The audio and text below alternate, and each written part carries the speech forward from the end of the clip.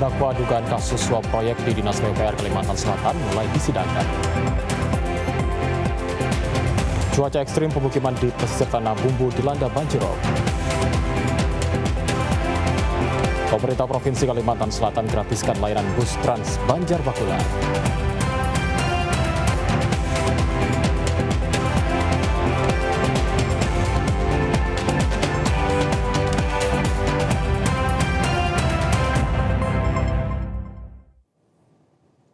Assalamualaikum warahmatullahi wabarakatuh, selamat sore dan salam damai Panua. Kalimantan Selatan hari ini kembali hadir Kamis 2 Januari 2025. Selama 1 jam ke depan kami akan menyampaikan informasi aktual, berimbang dan beretika di seputar Kalimantan Selatan. Bersama saya Arafat Al-Hali, inilah Kalimantan Selatan hari ini selengkapnya.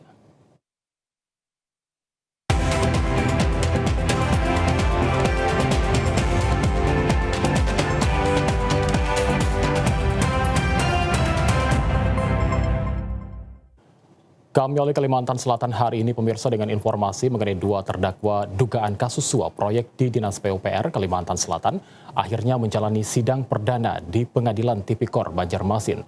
Dalam pembacaan dakwaan, Jaksa KPK RI menjerat keduanya dengan dakwaan alternatif pasal 5 serta pasal 13 Undang-Undang Tipikor. Pengadilan Negeri Tipikor Banjarmasin melaksanakan sidang perdana dugaan suap proyek pekerjaan di Dinas Pekerjaan Umum dan Penataan Ruang PUPR Kalimantan Selatan. Sidang perdana dengan pembacaan dakwaan ini dihadiri kedua terdakwa yang merupakan pihak ketiga, yakni Andi Susanto dan Sugeng Wahyudi. Dalam berkas dakwaan, Jaksa KPK RI mendakwa keduanya melanggar pasal 5 ayat 1 huruf B dan pasal 13 Undang-Undang Tindak Pidana Korupsi. Jaksa KPK RI menegaskan berdasarkan penyidikan sebelumnya, total nilai suap yang diduga dilakukan kedua terdakwa untuk mendapatkan 3 proyek pekerjaan mencapai lebih dari 1 miliar. Di dalam berkas yang kami teliti memberikannya sejumlah 1 miliar, ditambah ada beberapa ratus juta yang tidak terkait dengan proyek itu. Sehingga yang sekarang kami limpah tim JPU adalah dakwaan terhadap kedua orang itu saja. Mengenai barang bukti yang sudah pernah ada di konferensi pers dan sebagainya, tentu itu masih berjalan, diikuti saja perkembangannya karena masih ada kegiatan penyidikan terhadap nanti perkara penerimanya kan begitu. Nanti diikuti saja persidangannya ya. Ini baru fokus pada pemberian suapnya yang mana Andi Susanto dan Sugeng Wahyudi memberikannya 1 miliar itu. Oh, artinya 1 miliar itu untuk 3 proyek itu, Bang? Iya, betul. Di dakwaan kami berdasarkan berkas perkara yang kami baca terhadap 3 proyek yang sudah didapatkan oleh Andi Susanto dan Sugeng secara bersama-sama memberikan uang senilai 1 miliar rupiah. Gitu ya. Sementara usai pembacaan dakwaan, penasihat hukum kedua terdakwa menyatakan keberatan atas dakwaan dari Jaksa KPK RI. Penasihat hukum memohon majelis hakim untuk membatalkan surat dakwaan sebab menilai uraian pasal 5 yang didakwakan terhadap kliennya cacat hukum. Dakwaan penuntut umum itu mohon untuk dibatalkan ya, atau batal demi hukum ya. Karena memang kami melihat bahwa ada penyimpangan dari segi formil begitu. Seperti tadi sudah disampaikan di persidangan ya. Seperti itu. Artinya menolak seluruh dakwaan. Oh iya, kita pada pokoknya ya keberatan dan menolak surat dakwaan tersebut karena menurut hemat kami itu cacat formil. Ya. Sidang pembacaan dakwaan ini sendiri langsung dilanjutkan dengan tanggapan atau eksepsi dari penasihat hukum terdakwa. Majelis hakim memutuskan menunda persidangan yang rencananya dilanjutkan 6 Januari 2025 untuk mendengar tanggapan Jaksa KPK RI. Cuaca buruk masih melanda sejumlah daerah di Indonesia. Di sejumlah kecamatan di Tanah Bumbu, Kalimantan Selatan, gelombang tinggi yang bersamaan dengan air laut pasang membuat pemukiman warga di pesisir dihantam banjirop. Seperti inilah kondisi salah satu permukiman warga di Desa Beringin, Kecamatan Kusan Hilir, Kabupaten Tanah Bumbu, pada Rabu 1 Januari 2025 malam. Sejak 27 Desember 2024 lalu, banjirop menggenangi permukiman warga di lokasi. Tingginya gelombang yang bersamaan dengan air laut pasang membuat air laut masuk ke permukiman hingga meluber hingga jalur trans provinsi. Warga terutama pemilik warung makan terpaksa menutup dagangannya lebih awal karena warung hingga gazebo tergenang air laut. Banjirop ini setahun sekali. Ya. Cuma parah-parahnya itu di tanggal 27 sampai hari ini. Biasanya kalau parah itu kurang 1 meter sampai aspal. Oh ya, berarti warung harus tutup ya? Warung harus tutup. Soalnya sampahnya Ya. yang bikin kalau pagi capek. Ya. Harapannya dari kami sih untuk di belakang sana kita minta batu. Ya. Ada siringnya. Oh ya. Jadi untuk air biar tidak terlalu kencang masuk ke halaman rumah gitu. Ya, biar ada penghalang ombak ada ya. penghalangnya. Soalnya di belakangnya itu penghalangnya sudah bahasanya itu sudah tenggelam. Warga berharap kondisi ini bisa menjadi perhatian pemerintah dengan menambah batu sebagai pemecah ombak. Di pesisir pantai Agarop tahunan bisa diminimalisir masuk pemukiman. Hakim TVRI Kalimantan Selatan. Pemerintah Provinsi Kalimantan Selatan melalui Dinas Perhubungan menggratiskan layanan bus Trans Banjar Bakula di semua koridor selama 7 hari, dimulai 1 hingga 7 Januari 2025. Hal ini guna mendukung kelancaran haul ke-20 Kiai Haji Muhammad Zaini bin Abdul Ghani. Kabar gembira dengan digratiskannya layanan bus Trans Banjar Bakula disampaikan Kepala Dinas Perhubungan Kalimantan Selatan M. Fitri Hernadi. Digratiskannya layanan yang dimulai pada 1 hingga 7 Januari mendatang di semua koridor ini merupakan bentuk dukungan pemerintah provinsi terhadap pelaksanaan haul yang akan berlangsung pada 5 Januari nanti dengan kemudahan akses jamaah menuju lokasi haul. Pada haul Gurus Kumpul ke-20 tahun 1446 Hijriah ini dapat memberikan layanan yang maksimal untuk jamaah maupun masyarakat yang ingin menggunakan angkutan massal. Jadi pada tanggal 1 Januari sampai dengan 7 Januari 2025 ini Bapak Gubernur memerintahkan untuk memberikan tarif gratis kepada masyarakat yang menjadi jamaah haul dan masyarakat umum yang ingin menikmati layanan angkutan massal perkotaan Trans Banjar Bakula. Meski dibebaskan dari biaya, masyarakat pengguna tetap diminta melakukan tapping kartu elektroniknya. Hal ini dilakukan untuk pemantauan jumlah penumpang dan menjaga kualitas layanan transportasi selama sepekan dalam kegiatan haul Guru Sekumpul. Gubernur dukung persiapan haul Guru Sekumpul. Informasinya akan hadir usai jeda, tetaplah bersama kami.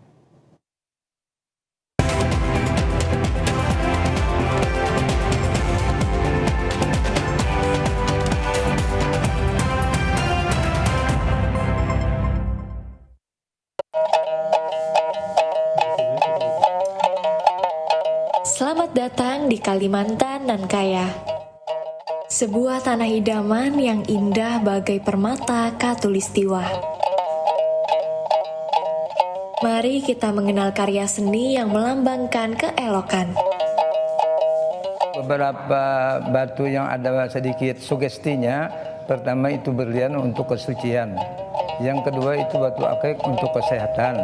Yang ketiga jamrud kebijaksanaan. Yang empat batu sapir itu kemakmuran. Rubi merah delima itu keagungan. Perhiasan yang tidak hanya memperindah penampilan, namun ia juga menghubungkan kita dengan akar budaya. Setiap sentuhan detail mencerminkan warisan dan tradisi kita. Hasil batu permata Martapura mempunyai ciri khas dan identitas tersendiri, hasil tambang dari tanah Borneo, sehingga sangat dicintai oleh para turis domestik maupun mancanegara.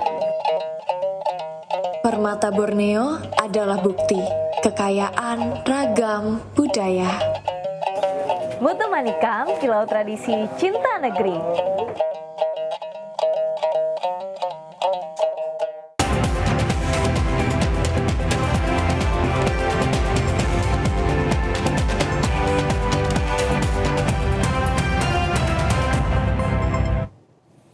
Gubernur Kalimantan Selatan Haji Muhyiddin memastikan pemerintah provinsi mendukung peringatan haul Guru Sekumpul. Di antaranya dengan membuat posko dalam membantu kelancaran kegiatan haul ulama karismatik Kalimantan Selatan tersebut.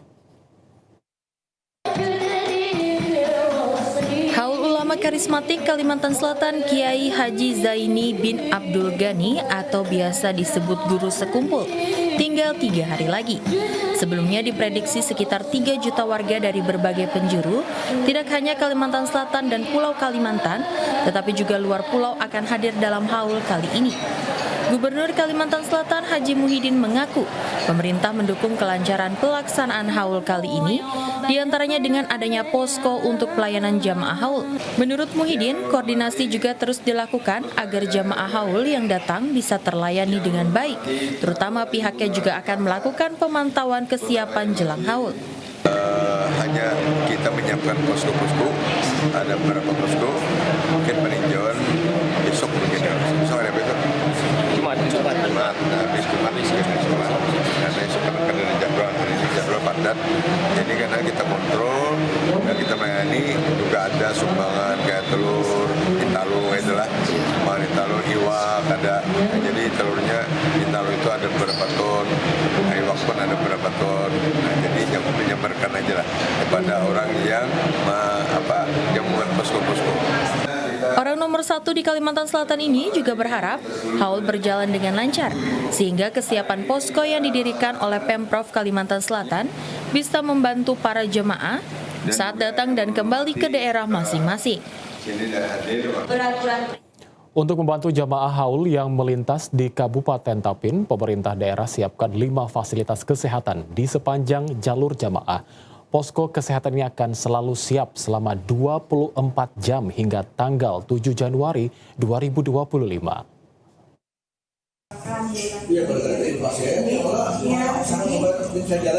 Guna mengantisipasi hal yang tidak diinginkan para jamaah haul yang berangkat untuk menghadiri haul Guru Sekumpul, pemerintah daerah siapkan 6 fasilitas kesehatan yang siaga selama 24 jam.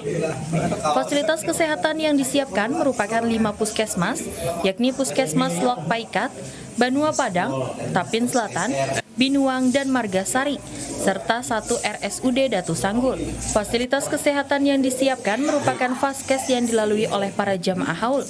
Kepala Dinas Kesehatan Tapin Alfian Yusuf mengatakan, untuk tenaga medis yang disiapkan selain di puskesmas dan rumah sakit, pihaknya juga menempatkan 1 atau 2 orang tenaga medis di setiap rest area.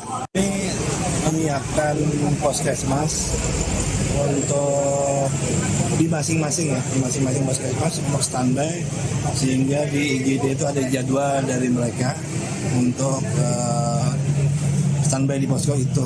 Jadi kalau ada kejadian di di jalur, jadi setiap seperti misalnya posko-posko yang untuk haul yang dari masyarakat itu, kita tempatkan paling tidak 1 atau 2 orang tenaga kesehatan untuk memberi informasi. Penjabat Bupati Tapin, Muhammad Syarifuddin, meminta kepada tenaga medis selama kegiatan haul agar dapat selalu siap apabila ada kejadian di Kabupaten Tapin. Harapan yang kita sangat yang dilewati oleh para jemaah. Misalkan ini di Ayani ini kan Lok Paikat, kemudian juga Banua Padang, bisa di Binuang, Barangan, kemudian di Margasari, itu harapannya semua puskesmas itu siap lah untuk tahun kemarin. Sampai tanggal berapa Pak untuk persiapan? Harapan kita H+2 lah. Jadi itu kemungkinan jemaah sudah mulai berkurang yang siap. Untuk fasilitas kesehatan bagi jemaah haul nantinya akan siaga dari tanggal 2 Januari hingga 7 Januari 2025. Para jemaah juga diimbau apabila mengantuk atau merasa kurang enak badan, dapat beristirahat di rest area ataupun di fasilitas kesehatan yang telah disediakan. 4 ekor sapi dari Polri diserahkan ke Sekumpul Martapura untuk kegiatan 5 Rajab 1446 Hijriah. Penyerahan bantuan sapi dari Kapolri, Kapolda Kalimantan Selatan, Dirintelkam Polda Kalimantan Selatan, dan Kapolres Banjar dilaksanakan di Dapur Umum Gang Taufik, Kelurahan Sekumpul. Kapolda Kalimantan Selatan Irjen Pol Rosyanto Yuda Hermawan menyerahkan bantuan sapi untuk dapur umum di Sekumpul Martapura, Kabupaten Banjar. Bantuan sapi ini berasal dari Kapolri Jenderal Polisi Listio Sigit Prabowo, Kapolda Kalimantan Selatan, Dirintel Kapolda Kalimantan Selatan, dan Kapolres Banjar.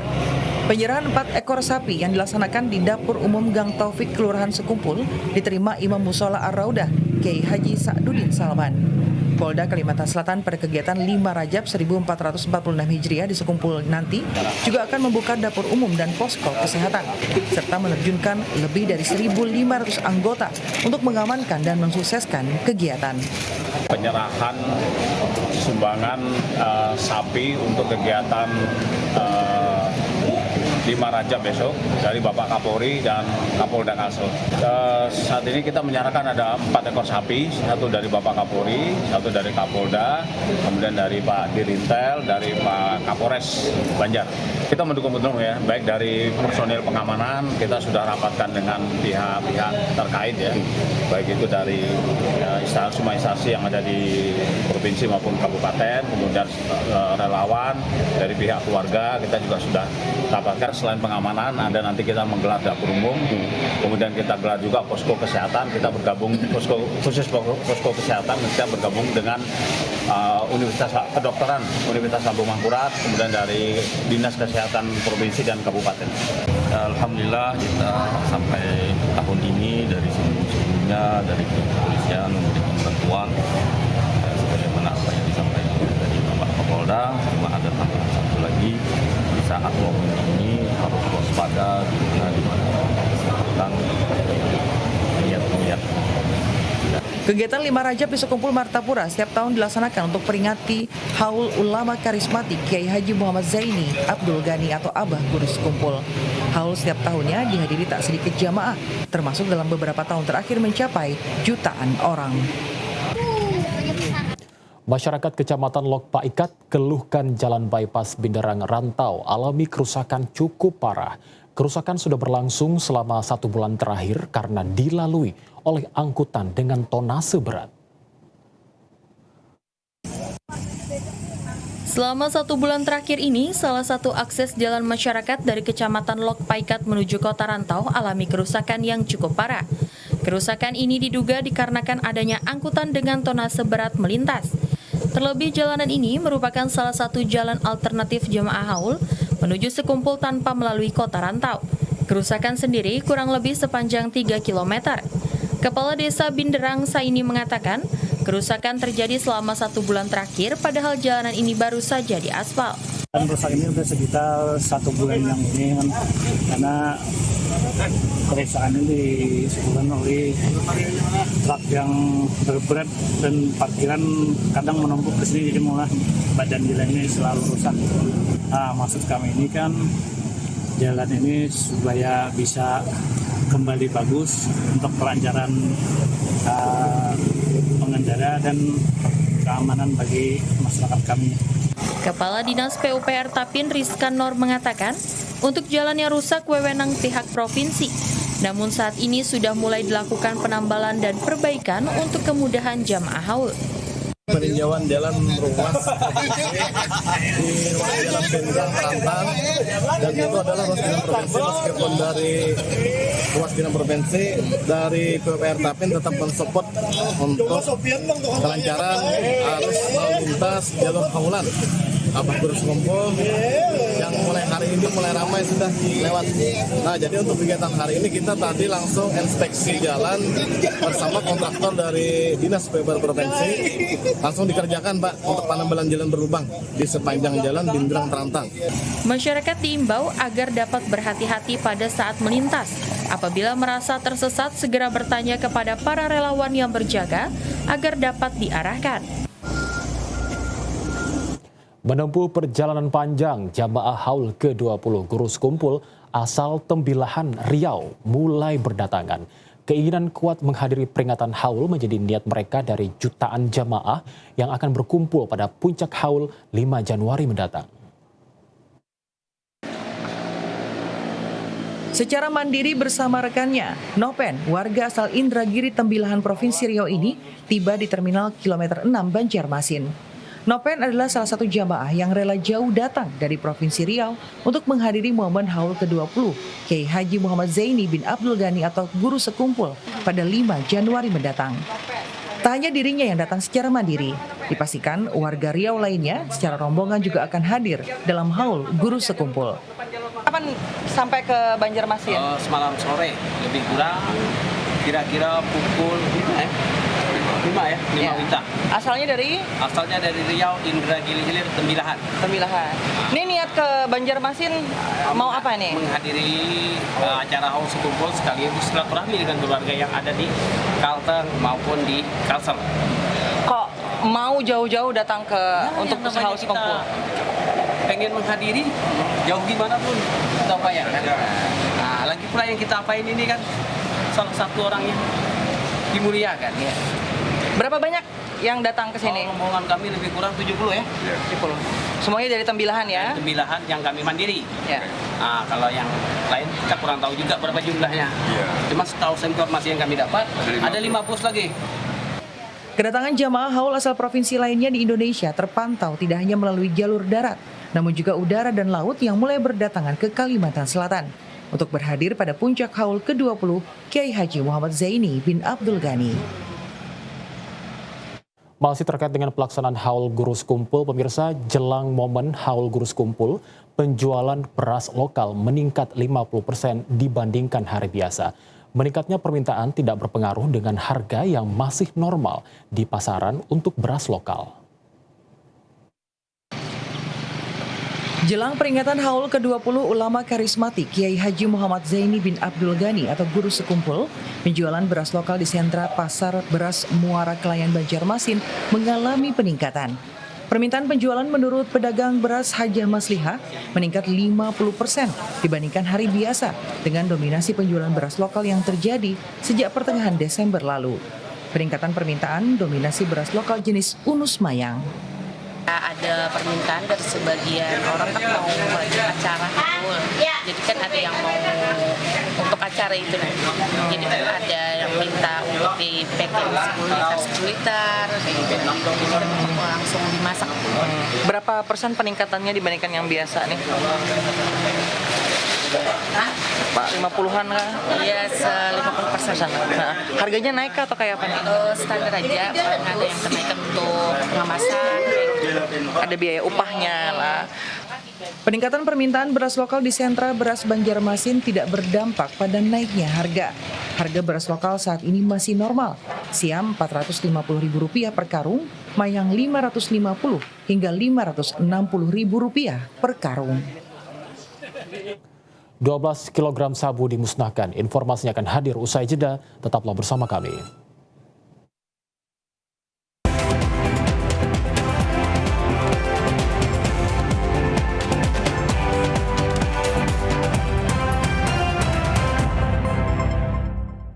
Kalimantan Selatan, tanah yang kaya akan keindahan dan keanekaragaman hayati, termasuk primata endemik yang hampir punah.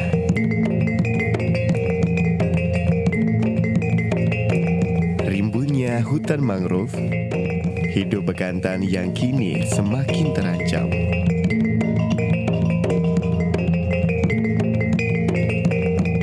Primata dengan hidung panjang dan rambut berwarna coklat kemerahan adalah bagian dari warisan alam kita.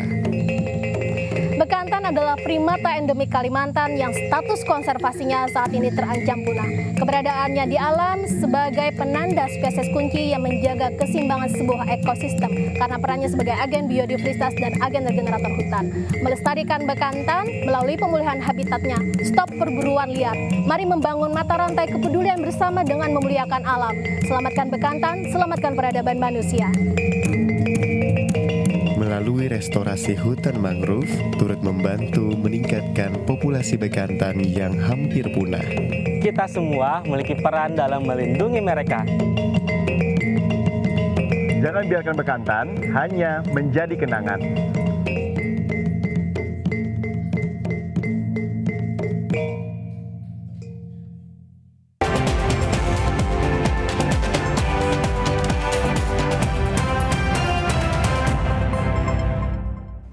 Terima kasih Anda masih bersama kami di Kalimantan Selatan hari ini. Pemirsa, belasan kilogram sabu hasil ungkap kasus Polres Banjarbaru 2 bulan terakhir dimusnahkan dan disaksikan 3 orang tersangka. Barang bukti narkotika jenis sabu merupakan hasil tangkapan dalam operasi pengungkapan jaringan narkoba internasional. Sabu seberat 12,6 kg sabu hasil tangkapan dalam operasi pengungkapan jaringan narkoba internasional dimusnahkan Polres Banjarbaru di hadapan 3 orang tersangka. Pemusnahan ini dilakukan dengan diblender dan dimasukkan ke dalam air mendidih, kemudian memasukkannya ke dalam septic tank. Cara ini dilakukan untuk memastikan bahwa narkotika tidak dapat disalahgunakan lagi. Kapolres Banjarbaru, AKBP Dodi Harzakusuma mengatakan, narkotika jenis sabu yang dimusnahkan seberat 12,6 kg. Selain narkotika jenis sabu-sabu, dalam pemusnahan akhir tahun ini, petugas kepolisian juga berhasil menyita ekstasi sebanyak 25 butir dan Happy Five 4.560 butir. 12 kilo 686 gram. Happy Five dan ekstasi sebanyak 25 butir. Terus adanya pengungkapan tersebut ternyata merupakan indikasi bahwa wilayah Banjarbaru tidak bebas dari peredaran narkoba dan zat aditif lainnya. Kita semua menyadari bahwa peredaran narkotik telah memasuki segala lapisan masyarakat. Tidak hanya orang dewasa, namun juga anak-anak dan remaja banyak yang terkena bahaya narkoba. Kita perlu tingkatkan kewaspadaan dalam lingkungan kita, terlebih dalam keluarga. Dengan hal ini kita harus respon bersama dengan mempererat kerjasama semua pihak yang terkait. Polres Banjarbaru berkomitmen untuk terus berkoordinasi dengan pihak-pihak terkait dalam pemberantasan narkoba dan akan terus menindak tegas sindikat narkoba, baik domestik maupun internasional. Penangkapan dan pemusnahan ini menjadi bagian dari upaya serius untuk menekan peredaran narkoba yang merusak generasi muda. Pihak kepolisian mengimbau kepada masyarakat untuk terus bersinergi dalam pemberantasan narkoba, serta melaporkan segala informasi terkait aktivitas ilegal kepada pihak berwenang. Operasi Lilin Intan di Banjarbaru berjalan lancar. Kepolisian mencatat tidak ada kecelakaan meninggal dunia. Masyarakat diimbau untuk tetap mematuhi aturan lalu lintas dan menjaga keselamatan selama di jalan raya. Operasi Lilin Intan yang digelar di wilayah Banjarbaru untuk memastikan keamanan dan kelancaran selama libur Natal dan Tahun Baru berjalan lancar dan efektif. Selama operasi yang dimulai pada 21 Desember 2024 hingga 2 Januari 2025, pihak kepolisian mencatatkan tidak ada kecelakaan lalu lintas yang mengakibatkan korban meninggal dunia. Selain itu, petugas juga melakukan pengawasan ketat di jalur-jalur vital seperti kawasan perbatasan Kota Banjarbaru dan Bandara Internasional Samsudinur, serta ruas-ruas jalan utama yang kerap dilalui oleh pengendara. Masyarakat juga diimbau untuk tetap mematuhi aturan lalu lintas dan menjaga keselamatan selama perjalanan. Kasat Lantas Polres Banjarbaru, AKP Embang Pramono mengatakan, meskipun terjadi beberapa titik kepadatan arus lalu lintas, khususnya pada puncak arus mudik dan balik, namun pihaknya berhasil mengatur dan mengurai kemacetan dengan baik. Tahun baru ya cukup meningkat ya perpadatannya, tetapi alhamdulillah perpadatan ini tidak mempengaruhi atau tidak sampai terjadi kemacetan. Karena kita lakukan upaya-upaya rekayasa lalu lintas, kemudian pengalihan alur atau jalur, sehingga hal-hal itu bisa kita atasi.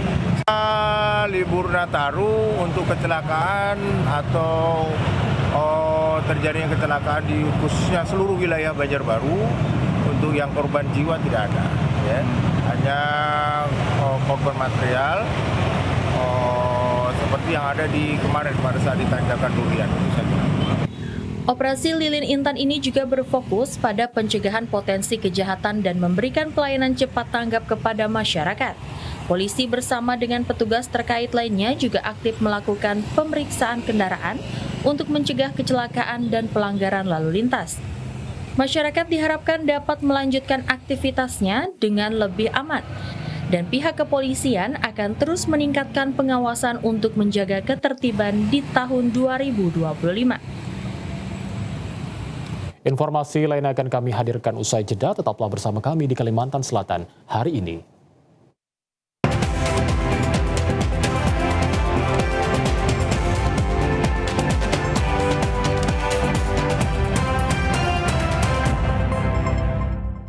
Mempelajari Al-Quran merupakan salah satu kewajiban untuk kita semua umat Nabi Muhammad SAW. Dalam acara Yuk Mengaji, kita tidak hanya mempelajari cara bagaimana membaca Al-Quran dengan baik dan benar. Akan tetapi kita juga mempelajari apa saja makna yang terkandung di dalam ayat-ayat Al-Quran beserta dengan asbabun nuzulnya.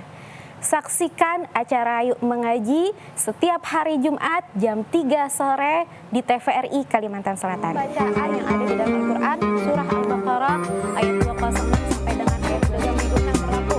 Jika ada pun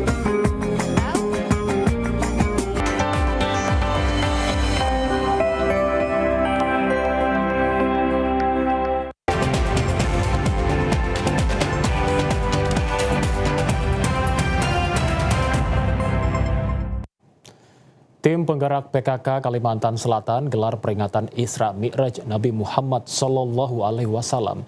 Gubernur Kalimantan Selatan Haji Muhyiddin mendukung kegiatan yang dilaksanakan dan berharap memberikan nilai positif bagi anggota organisasi.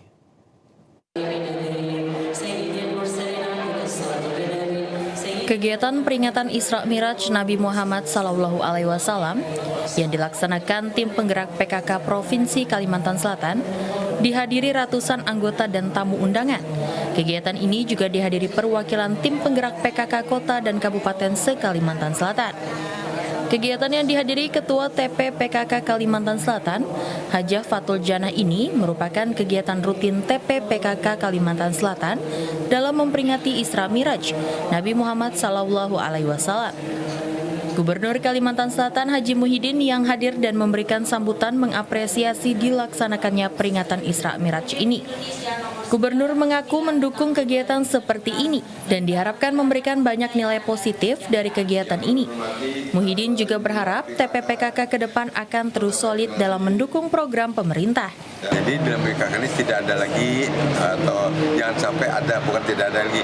Kalau tidak ada berarti menganggap sebelumnya ada kan. Jangan sampai ada blok-blokan. Artinya blok ini, blok ini. Nah, jadi diharapkan kalau ada blok-blok yang seperti itu, mudah-mudahan itu bisa diayomi oleh ketua PKK atau pembisik yang baik. Jadi, alhamdulillah dalam Isra Mi'raj pun itu adalah menjalin silaturahmi terutama, dan dia diundang adalah organisasi yang lain dan tim penggerak PKK yang sudah berunduh tugas dan yang masih aktif. Sebagai organisasi yang memiliki banyak program kerja, diharapkan tim penggerak PKK Kalimantan Selatan bisa bersinergi dalam kegiatannya dengan pemerintah daerah, sehingga keharmonisan organisasi bisa terbangun dengan baik. Pemerintah telah memastikan produksi pupuk di tahun 2025 2 kali lipat dari tahun sebelumnya guna mendukung swasembada pangan, mengingat ketersediaan pupuk merupakan salah satu komponen penting dalam pertanian. Kepastian ketersediaan pupuk bersubsidi untuk petani di tahun 2025 disampaikan Menteri Pertanian Amran Sulaiman saat meninjau percepatan cetak sawah rakyat di Desa Bati-Bati, Kabupaten Tanah Laut, Kalimantan Selatan.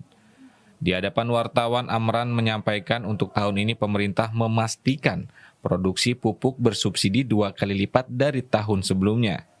Tahun 2024 pemerintah memproduksi 9,55 juta ton pupuk bersubsidi, sehingga untuk tahun 2025 jumlah produksi 2 kali lipat untuk pupuk bersubsidi. Pemerintah juga telah memangkas regulasi pupuk agar lebih mudah dalam penyalurannya ke petani. Amran juga meminta agar penyaluran pupuk bersubsidi dilakukan pengawasan apabila menemukan penyelewengan, agar segera melaporkan kepada pihak berwenang. Pupuk tolong digunakan ini khusus untuk subsidi, bukan untuk perusahaan. Kalau ada perusahaan yang macam bermain-main, kami sangat yakin akan ditindak tegas. Baru-baru saja ini kami blacklist 54 perusahaan besar yang mengedarkan pupuk palsu, dan itu sudah diproses di Mabes Polri.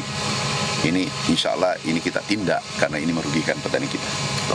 Maka kemudian pupuk 2 kali lipat, jadi cukup. Sebagai komponen penting untuk mewujudkan swasembada pangan, ketersediaan pupuk menjadi perhatian pemerintah. Upaya serius pemerintah dalam hal regulasi dan produksi pupuk ini diharapkan dapat meningkatkan gairah para petani, terutama petani muda, untuk mengembangkan pertanian mendukung program swasembada pangan.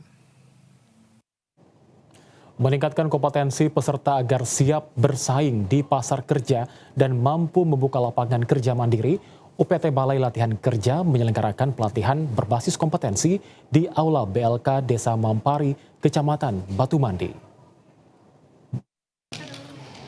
Kegiatan ini didukung oleh dana Corporate Social Responsibility CSR dari PT Sabta Indra Sejati SIS dan PT Bukit Makmur Mandiri Utama Buma untuk meningkatkan keterampilan dan kompetensi tenaga kerja. Pelatihan ini mencakup 3 bidang, yaitu servis sepeda motor injeksi, plate welder, small 3G, UV, VF, dan operator komputer. Pelatihan ini bertujuan meningkatkan kompetensi peserta agar siap bersaing di pasar kerja dan mampu membuka lapangan kerja mandiri. Dalam sambutannya, Bupati Balangan diwakili Asisten Bidang Perekonomian dan Pembangunan Setda Balangan, Tuhalus, sangat menyambut baik dan mengapresiasi pelaksanaan pelatihan ini.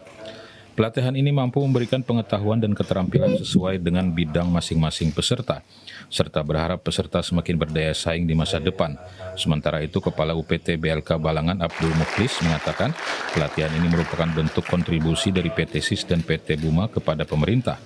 Abdul Muklis juga berharap pelatihan ini dapat meningkatkan daya saing peserta dan mendorong lebih banyak perusahaan bergabung berkontribusi melalui dana CSR untuk mendukung program pelatihan di BLK Balangan di tahun mendatang. Harapannya dengan ini program pelatihan yang kami laksanakan ini yang dari dana CSR ini sudah berjalan 2 tahun, mudah-mudahan harapan kedepannya tahun depan ada beberapa perusahaan lagi yang bisa bergabung dan memberikan kontribusinya dalam bentuk dana CSR yang diberikan ke pemerintah Kabupaten Balangan melalui Balai Latihan Kerja. Para peserta pelatihan mendapatkan pelatihan, mendapatkan keterampilan dengan tambahan ilmu, tambahan referensi, mereka akan mudah berkompetisi di dunia kerja nantinya. Abdul Muklis juga berharap pelatihan ini dapat meningkatkan daya saing peserta dan mendorong lebih banyak perusahaan bergabung berkontribusi melalui dana CSR untuk mendukung program pelatihan di BLK Balangan di tahun mendatang. Informasi menarik lain akan kami hadirkan usai jeda. Tetaplah bersama kami di Kalimantan Selatan hari ini.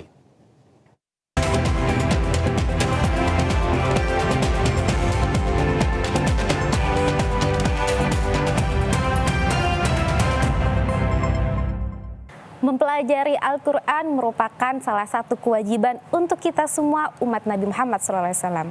Dalam acara Yuk Mengaji, kita tidak hanya mempelajari cara bagaimana membaca Al-Quran dengan baik dan benar. Akan tetapi kita juga mempelajari apa saja makna yang terkandung di dalam ayat-ayat Al-Quran beserta dengan asbabun nuzulnya. Saksikan acara Yuk Mengaji setiap hari Jumat jam 3 sore di TVRI Kalimantan Selatan. Bacaan yang ada di dalam Al-Quran, surah Al-Baqarah ayat 206 sampai dengan ayat 36 berlaku. Jika ada pun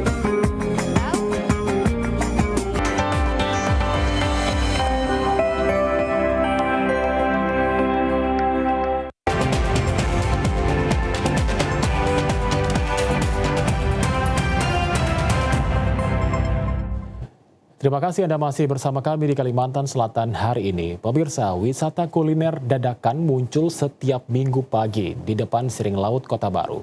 Beragam jajanan ditawarkan sampai aneka menu sarapan.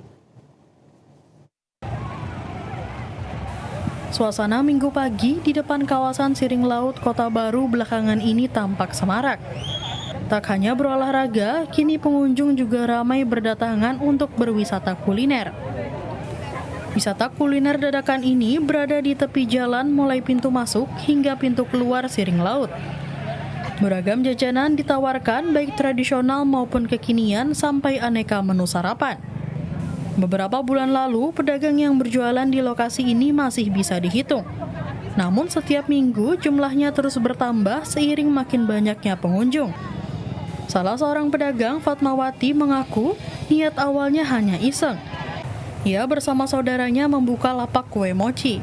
Tak disangka pembelinya lebih ramai dibanding saat berjualan di rumah. Akhirnya pedagang lain pun tertarik untuk ikut berjualan. Aja sih, iseng-iseng aja gitu. Jualan di sini belum ada yang kayak gini jualannya. Pertama jualan. Gimana ya? Pokoknya belum pernah kayak gini lah. Masih satu-satu orang yang jualan. Kalau omset dari rumah di sini sih, ya mending di sini sih. Lumayan lah. Sementara itu, salah seorang pengunjung, Latifah, mengaku datang lantaran penasaran. Selain karena melihat ramainya orang, kawasan wisata kuliner ini juga viral di media sosial. Ya ramai, lihat orang-orang di sosial media. Ramai, kalau di sini ada jualan-jualan, ada yang olahraga, jadi penasaran. Ya lumayan lah, kulinernya lumayan banyak. Wisata kuliner dadakan yang muncul setiap minggu pagi di depan Siring Laut ini dapat dijumpai mulai pukul 6 hingga 9 pagi. Selain makanan, ada pula pedagang yang menjual bunga segar hingga kerajinan. Dari Kota Baru, Fitri, kontributor TVRI Kalimantan Selatan. Objek wisata hutan mangrove Pulau Burung adalah salah satu alternatif untuk liburan bersama keluarga. Wisata hutan mangrove merupakan sebuah destinasi wisata unik dan menarik yang berada di Kabupaten Tanah Bumbu dan Kota Baru. Secara geografis, pulau seluas lebih dari 454 hektar ini berada di wilayah administrasi Desa Pulau Panjang, Kecamatan Simpang 4, Kabupaten Tanah Bumbu. Destinasi wisata ini menyajikan keindahan hutan mangrove, tempat tinggal satwa langka primata Kalimantan yaitu bekantan. Pengelola objek wisata ini juga sudah melengkapi fasilitas penunjang, seperti gazebo di sisi pulau yang dapat dinikmati wisatawan untuk bersantai. Fasilitas penunjang lainnya seperti resort berupa cottage apung di atas laut yang dapat disewa wisatawan yang ingin menginap dengan harga yang relatif murah. Pulau Burung juga menjadi pemukiman yang diisi oleh 300 lebih jiwa. Sehingga selain berwisata, wisatawan juga dapat berbaur bersama warga setempat agar libur menjadi lebih menarik. Untuk dapat berkunjung ke destinasi wisata Pulau Burung, wisatawan harus menumpangi perahu motor menyeberang dari Batu Licin, ibu kota Kabupaten Tanah Bumbu, dengan menempuh perjalanan kurang lebih 15 menit. Bagi Anda yang tertarik mengunjungi objek wisata Pulau Burung Tanah Bumbu ini, bersiap untuk merasakan liburan yang berbeda. Hakim, TVRI Kalimantan Selatan. Masih seputar pariwisata, pemirsa, Kabupaten Tanah Bumbu dikenal memiliki banyak destinasi wisata menarik. Salah satu destinasi unggulan di wilayah ini adalah Pantai Pagatan yang terletak di Kecamatan Kusan Hilir. Pantai ini terkenal dengan keindahan alamnya dan menjadi tujuan wisata favorit bagi keluarga yang ingin menikmati pemandangan laut dan pantai. Selain itu, pemirsa, sepanjang tahun objek wisata ini menjadi lokasi beragam event-event besar di Bumi Bersujud. Di antaranya yang paling fenomenal dan menjadi kalender tahunan dalam mempromosikan pariwisata dan kebudayaan Bumi Bersujud adalah pesona budaya maritim Mapandre Ritasie, atau yang lebih populer dengan nama Pesta Laut, yang menyajikan event tradisi. Sebuah tradisi turun-temurun warga nelayan pesisir Pantai Pagatan sebagai wujud syukur atas rezeki yang diberikan Tuhan Yang Maha Esa berupa limpahan hasil laut. Kegiatan kemudian dipadukan dengan berbagai rangkaian atraksi keberagaman seni budaya, hiburan rakyat, hingga pameran produk UMKM khas lokal. Puncak Mapandre Ritasie selalu ditunggu-tunggu masyarakat dan wisatawan. Ribuan orang memadati Pantai Pagatan untuk menikmati seluruh rangkaian kegiatan tersebut. Event akbar lainnya yang tak kalah populer di Pantai Pagatan ini adalah Festival Layang-Layang Internasional. Agenda tahunan ini pun mampu menyedot peserta dan wisatawan dari mancanegara seperti Polandia, Singapura, India, China, United States, Malaysia, Swedia, Belgia, Prancis, Thailand, Jepang, dan tuan rumah Indonesia.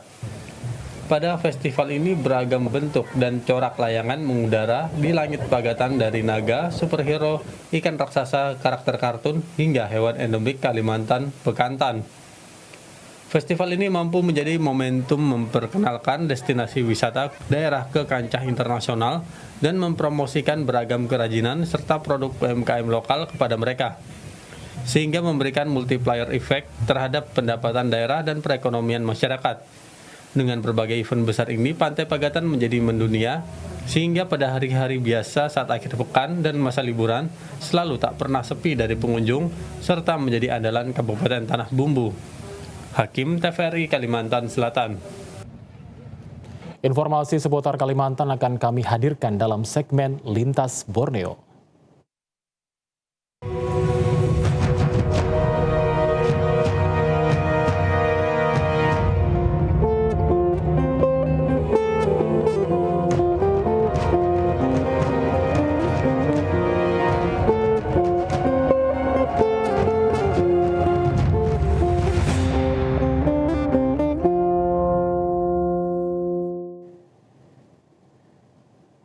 Kita ke informasi seputar IKN, pemirsa. Jelang dimulainya pemindahan aparatur sipil negara pada awal tahun 2025, Otorita Ibu Kota Nusantara siapkan sistem ketahanan pangan melalui kerjasama dengan sejumlah distributor pangan di Kalimantan Timur.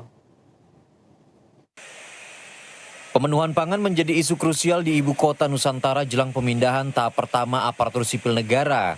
Sejumlah langkah telah disiapkan pihak Otorita Ibu Kota Nusantara, OIKN, melalui kerjasama dengan sejumlah distributor pangan di Kalimantan Timur. Direktur Ketahanan Pangan Otorita Ibu Kota Nusantara Setia Lenggono menyampaikan, pihak OIKN kini telah berkoordinasi dengan sejumlah pihak. Selain melakukan pertemuan dengan pengusaha distributor pangan di Kalimantan Timur melalui kegiatan bisnis matching, OIKN juga sedang mempersiapkan klaster khusus untuk ketahanan pangan. Kami mencoba untuk berkolaborasi ya dengan sejumlah pihak, terutama dari distributor pangan utama di Kalimantan Timur sebagai stakeholder ya utama, selain juga dengan para usahawan di bidang makanan sebetulnya. Kami juga mencoba untuk berkolaborasi dengan Bappenas, dengan Bulog, dengan ID Food, dan juga Badan Usaha Otorita ya. Kami ingin mengembangkan rantai pasok yang efisien di IKN. Peningkatan kebutuhan pangan telah terjadi sejak dimulainya proses pembangunan Ibu Kota Nusantara. Saat ini selain harus memenuhi kebutuhan pangan sekitar 26.000 pekerja konstruksi, Otorita IKN juga sedang mempersiapkan kebutuhan pangan untuk aparatur sipil negara yang akan pindah ke IKN pada bulan April 2025. Provinsi Kalimantan Timur dengan jumlah penduduk sekitar 3,79 juta jiwa, sampai saat ini masih mendatangkan sebagian kebutuhan pangan dari luar, meliputi produk tanaman pangan, hortikultura, peternakan, seperti daging sapi, kambing, dan lainnya. Diperkirakan pada 2045 di kawasan IKN akan dihuni sekitar 1,9 juta jiwa. Tim Liputan TVRI Nusantara melaporkan. Masih seputar IKN, pemirsa, sejak dibuka pada September lalu, kunjungan wisatawan ke kawasan Ibu Kota Nusantara terus mengalami kenaikan. Pada libur Nataru, kunjungan wisatawan mencapai hingga 38.000 pengunjung. Sejak mulai perdana digunakan untuk upacara peringatan Hari Ulang Tahun Republik Indonesia pada 17 Agustus 2024 lalu, kini Ibu Kota Nusantara terus menarik perhatian masyarakat. Otorita Ibu Kota Nusantara melalui Direktur Pengendalian Penyelenggaraan Pemerintah dan Perizinan, Kuswanto, menyatakan bahwa antusiasme masyarakat mengunjungi IKN memang mengalami kenaikan kunjungan.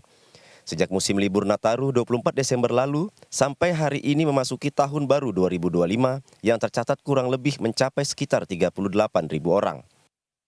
Kuswanto menyebutkan meningkatnya kunjungan ini tak terlepas dari kepedulian dan dukungan dari masyarakat atas pemindahan IKN ke Kalimantan Timur. Itu jumlah kunjungan meningkat nih secara signifikan. Lebih kurang itu kalau selama 9 hari kemarin itu mencapai kurang lebih 38.110. Itu data teman-teman di lapangan. Jadi itu artinya masyarakat itu sangat aware terkait dengan kondisi adanya pembangunan IKN, dan IKN sudah menjadi destinasi favorit nih untuk masyarakat yang berkunjung ke Kalimantan. Dibukanya kesempatan untuk masyarakat dapat mengunjungi IKN juga berdampak positif, khususnya bagi kaum muda, para pelajar dan mahasiswa. Yang diketahui mereka dapat memetik nilai edukasi atau pendidikan dari kemajuan pembangunan Nusantara. Kalau mau ke IKN ini lebih kayak mau jalan-jalan lihat IKN untuk pertama kalinya. Terus ini kan juga karena masih baru kan, jadi pengen lihat begitu isi dalamnya sebelum jadi itu seperti apa gitu. Semoga Indonesia itu makin maju, makin berkembang, terus pokoknya yang terbaik lah untuk Indonesia ke depannya. Apalagi sekarang kita masuk dalam presidenan baru, jadi semoga Indonesia itu makin ke sana makin berkembang. IKN juga dinilai memiliki nilai potensi sebagai destinasi wisata pendidikan favorit selama musim libur Nataru 2024-2025 dan bertepatan juga dengan musim libur semester sekolah. Tim Liputan TVRI Nusantara melaporkan. Kita beralih ke Kalimantan Barat, pemirsa. Awal tahun produk buah lokal perbatasan didominasi ekspor ke Sarawak, Malaysia. Permintaan produk buah dari Malaysia yang tinggi membuat petani di perbatasan kewalahan memenuhi permintaan. Permintaan Malaysia akan produk pertanian terutama buah lokal perbatasan tinggi antara lain pisang, langsat, rambutan, dan buah naga hingga durian. Tidak hanya buah lokal dari perbatasan, juga diekspor sayur segar dan hasil perikanan Kalimantan Barat. Satuan Pelayanan Karantina PLBN Entikong Triandana Sudarto mengatakan, awal tahun 2025 belum nampak peningkatan ekspor yang signifikan. Sementara yang mendominasi adalah pisang nipah, durian, langsat, dan manggis. Untuk ekspor perdana tahun 2025 sebanyak 2.000 buah durian, 2 ton pisang nipah, dan 1,5 ton langsat yang diekspor ke Sarawak, Malaysia. Ekspor perdana di awal tahun 2025 masih didominasi oleh buah-buahan musiman. Di antaranya adalah durian yang cukup bagus trennya. Kemudian ada langsat juga sangat baik yang disuplai dari wilayah sekitar Pontianak. Pengiriman untuk buah-buahan musiman seperti durian bisa 3 kali dalam 1 hari. Kemudian langsat juga kurang lebih sama. Satuan Pelayanan Karantina PLBN Entikong Triandana Sudarto mengatakan, produk pertanian yang diekspor ke Malaysia sudah melalui pemeriksaan petugas pertanian dan bea cukai di pintu keberangkatan untuk memastikan produk tersebut bebas dari hama penyakit serta kelengkapan dokumen.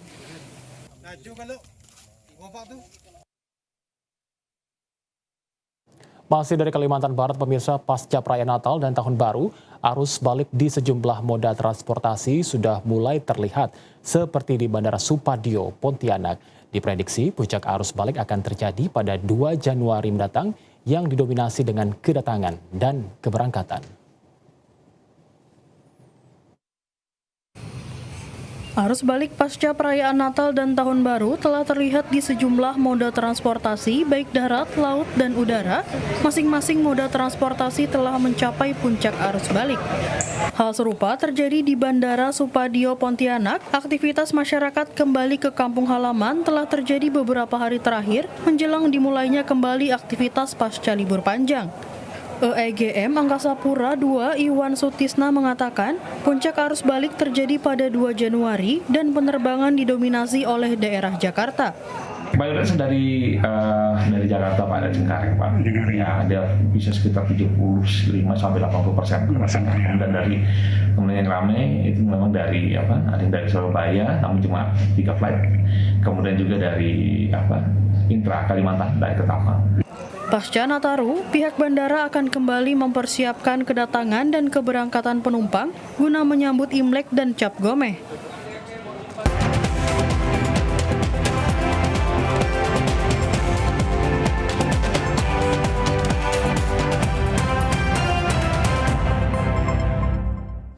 Sebelum mengakhiri Kalimantan Selatan hari ini, mari kita ikuti kilas balik berita utama. Dua terdakwa dugaan kasus suap proyek di Dinas PUPR Kalimantan Selatan mulai disidangkan.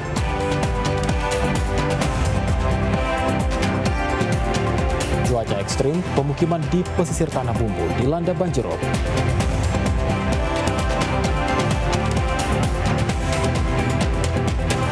Pemerintah Provinsi Kalimantan Selatan gratiskan layanan bus Trans Banjar Bakula.